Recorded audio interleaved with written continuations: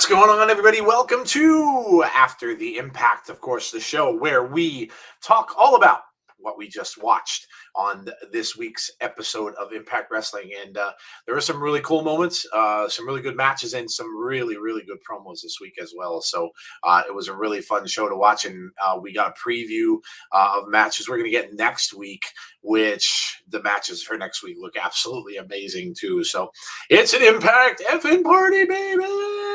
Says James Chadwick. Heather Wright, actually, I don't miss as much of the show as I thought. Came in halfway through Willie's match. Okay. Wes, hey, what's up, Wes? How are you? Well, welcome in. As you know, of course, this is where we talk all about the previous show. So the first thing we'll do, and you guys can do this if you haven't already, but you can give us your scores of what you thought tonight's show was like. Let us know what your score is out of 10, and we'll start there. So, Jeff, what are you giving tonight's show? Man, thought it was a strong show. Mm-hmm. I'm gonna be at a 8.5. Okay. I thought it was a strong show. Just based on everything that happened from the fallout from Sacrifice, and then everything that we're getting set up for next week and leading up to Rebellion. Yeah. I just feel like it's gonna be a crazy several weeks. We got about 6 weeks before Rebellion, so Yeah. um, yeah. Heather saying that she missed Josh's promo. Definitely go back and check Yeah. that out, Heather, Yeah. Go because back and watch it. that was a tremendous open to the show. You know what? While we're on that topic, really, really quickly, before I give you my score, I just want to read. I sent this to Jeff earlier, and I just want to, if you guys haven't had a chance, I just want you to. Oh, and I opened right to those pictures that Jeff sent me before. Yike! I did. I just wanted to. I wanted to read a couple of things from this. This was an interview with Josh, and it's from Fightful, so of course credit them. But I just want to read you a couple pieces from this in case you didn't get to read it. But this was done, of course, after Josh came back. They were talking about his visa expiring. So he wrote, this visa stuff was legit, 100%. I've seen people comment and say that this was all a work to make it seem more legit. Like most things in my career, it was circumstantial that happened to amplify this one thing and benefit it. I would never cancel a booking ever. That's not in me to do. I had to cancel 2 shows for that because of legitimate visa issues with lawyers and stuff. That is way over my pay grade.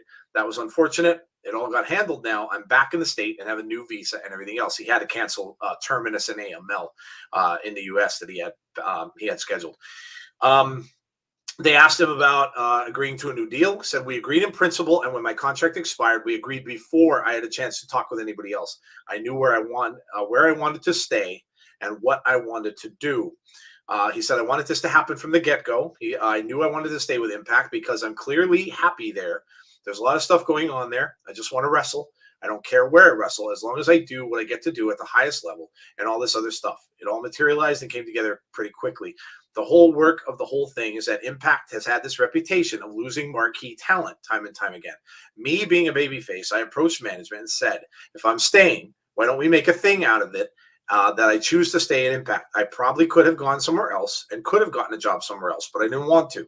So I wanted to amplify that, not just for me, but for the whole brand of Impact and its fans.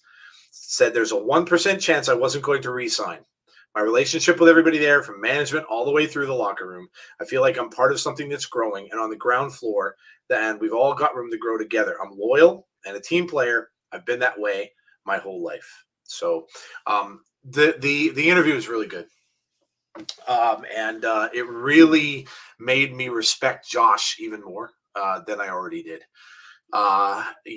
When you can, like he said, he probably could have gone anywhere else he wanted to. He might have gotten offers from other companies, although he goes on to say the whole thing about AEW, he said he knew nothing about that when they mentioned his name. So he didn't get a call from AEW or anything like that before the AEW people start going, oh, he should have went. So, but I have even more respect for him now. He's happy where he is. He likes Impact, and he stated his reasons right there. So all the better. And I think I do think he's going to win the title, and I think when he does, I think he's going to be a very big spokesperson for Impact Wrestling. He already is, but I think he'll be.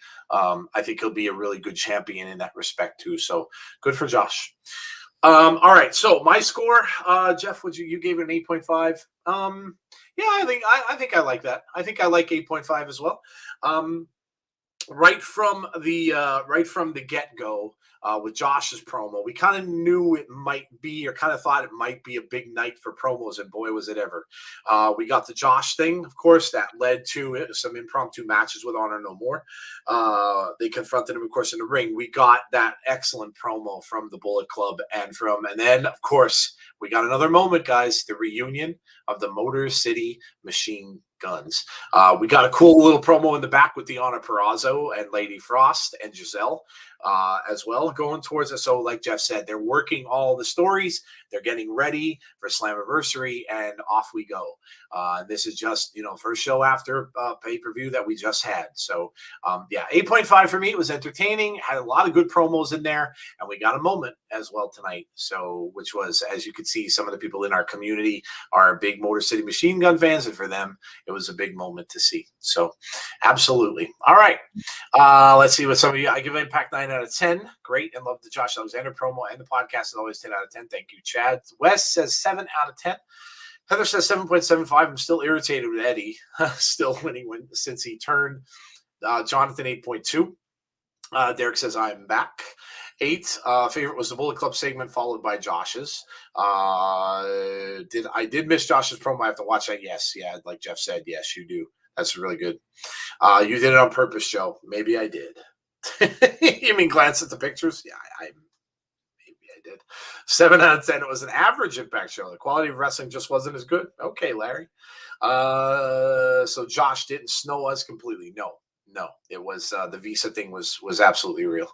Josh is home where he belongs. True stand-up guy. Stick with those that are loyal. Deonna in a triple threat. Which belt does she lose? If any, Heather. We're not real sure. She might not lose any. We'll say, oh, well, we'll see.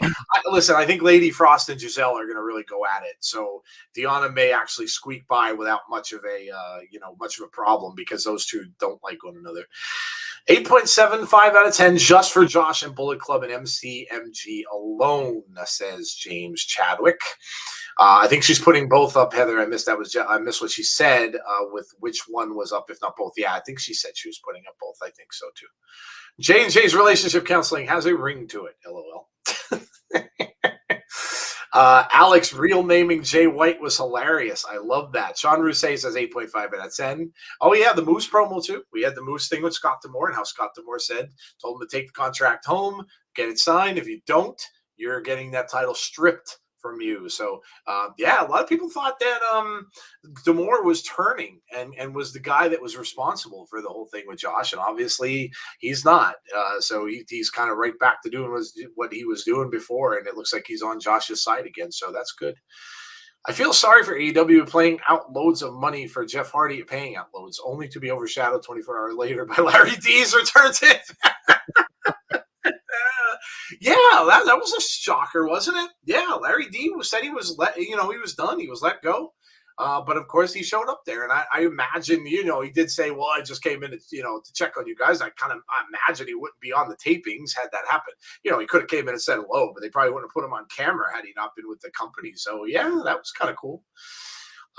Good to see him in either case. Remember in that interview that you did with Hernandez, he felt like there should be someone to carry on. Well, I think Impact found that in Josh. Very, very well could be. Mark, very well could be. Good point. Good point. Look at you, Mark, going back to an interview that we did. Look at that. That's awesome. All right, Jeff. What was, let's go with, and you guys in the chat can play along too. So, Jeff, what was your standout moment or moments for the show tonight? So we'll go there, and then after that, we'll go to what we're most looking forward to. So what were your standout moments from tonight? Standout moments for me were the big promos. Yeah. Starting with Josh's. If people doubted,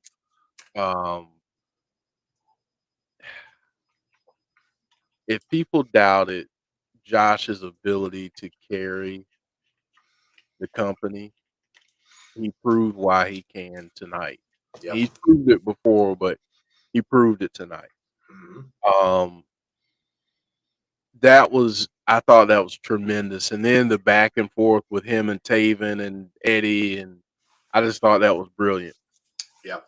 Um, the Bullet Club segment was just absolutely tremendous. Jay White, obviously one of the best wrestlers, if not the best wrestler in the world right now. Is just brilliant on the mic. It's just absolutely brilliant. Yep. And then Alex Shelley coming down, and them, kind of going back and forth with their real life personal friendship, and then Chris Sabin coming out. And that whole thing. I mean, seeing them reunite was awesome. And the fact that we're going to get a matchup next week that opens the show against Jay White and Chris Bay, man, sign me up. That's a pay-per-view quality matchup, It and is. we're getting it next week. So it's just tremendous. Jeff alluded to the fact that when we were talking during the show about this, but those of you who have been watching this show with us now for the last few years, you'll remember the Motor City Machine Guns going up against the North, like Jeff brought up, in those amazing matches that they had. Can you imagine them going up against and Chris Bay is an outstanding wrestler on his own, but going up against Chris Bay and Jay White, like Jeff said, we know his accolades, going up against both of them in a tag team match, and really their first match back. That's going to be a barn burner of a match. And like you said, to start off the show too, that's insane. So, yeah, listen, for me, very similar. Josh's promo, because I wanted to see what he was going to say.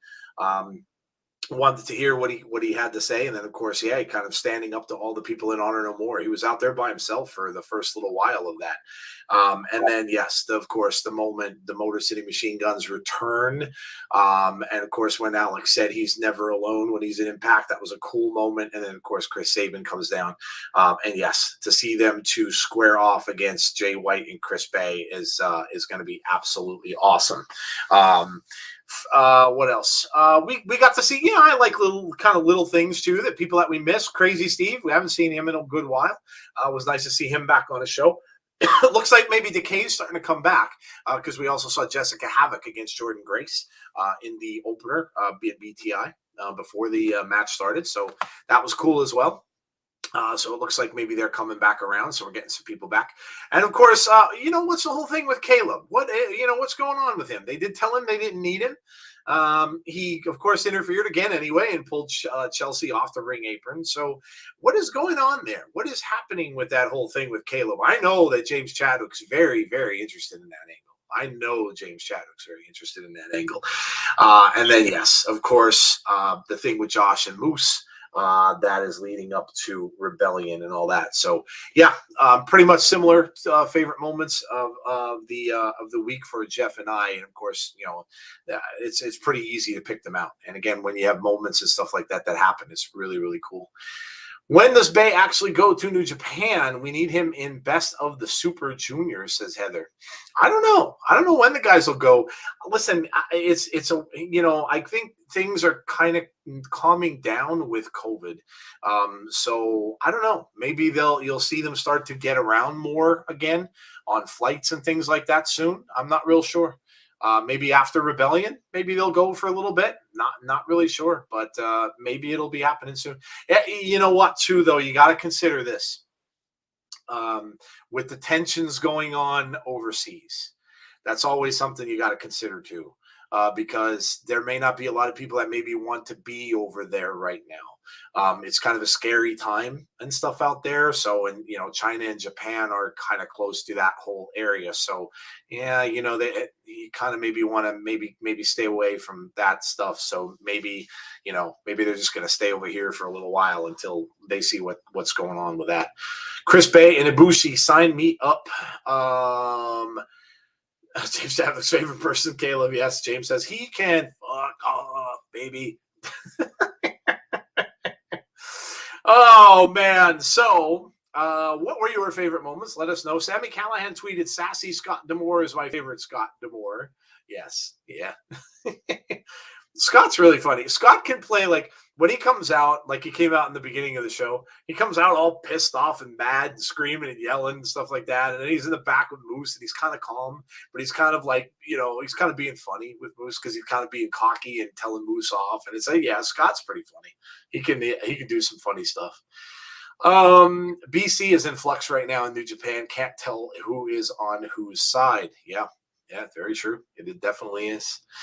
All right, so we know what we've got coming up because we saw some of the matches and stuff like that. So, Jeff, what are you most looking forward to?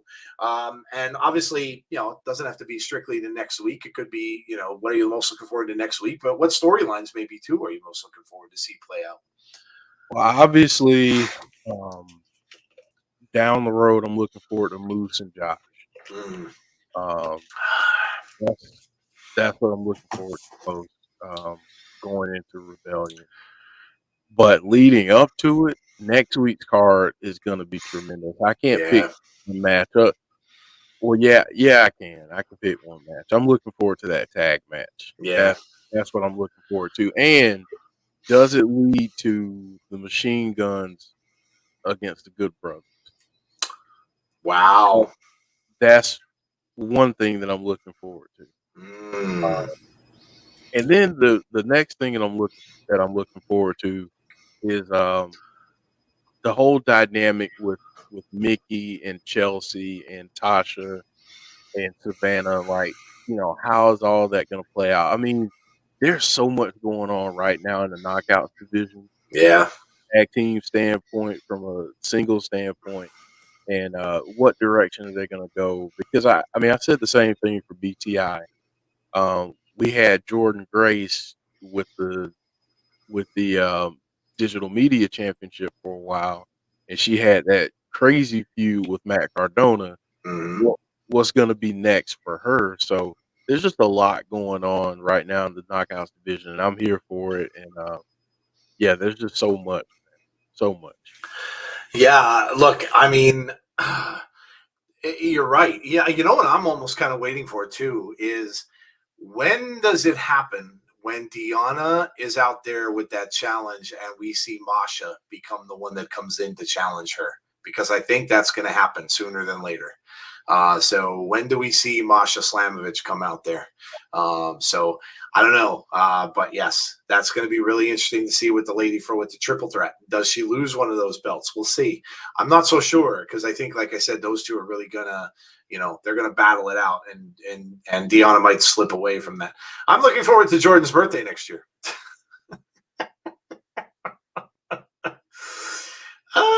But has Chelsea's turn been derailed because of her breaking her wrist again?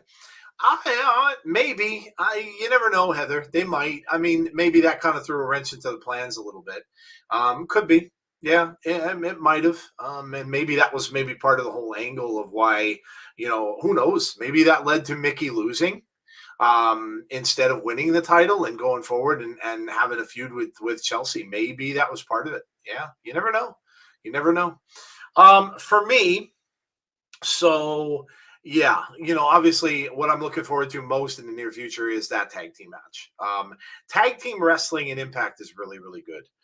They know how to do it well. And unlike some other companies, I'm not going to say any names, but they know how to do it well. And that battle next week should be absolutely amazing.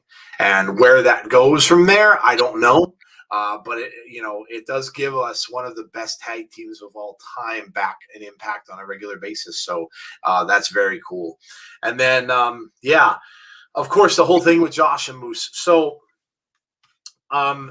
Jeff, do you think if Josh beats Moose, because we talked about this on our weekly show on Sundays, do you think that'll be the time when maybe Moose steps away, heals up that injury a little bit, and steps away for a little while? Yeah, I kind of agree. I think so too. Would make sense.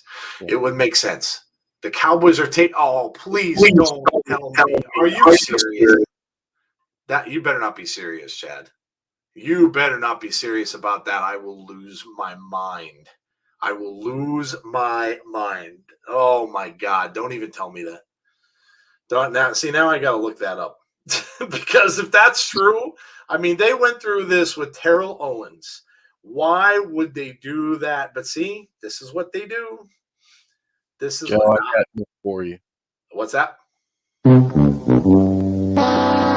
Oh my God! Where did you see that? It's not. I have Cowboys news on my Bleacher Report, and I'm not seeing a thing about it. Nothing. Nothing at all. I'm not seeing anything about that. Where did you see it? I'd love to know where you saw it because oh God, that's awful. That's absolutely awful. Where did you see it? What a head case he is. Like they would want that. My God. Well, you know what that probably means that Amari Cooper is probably getting let go.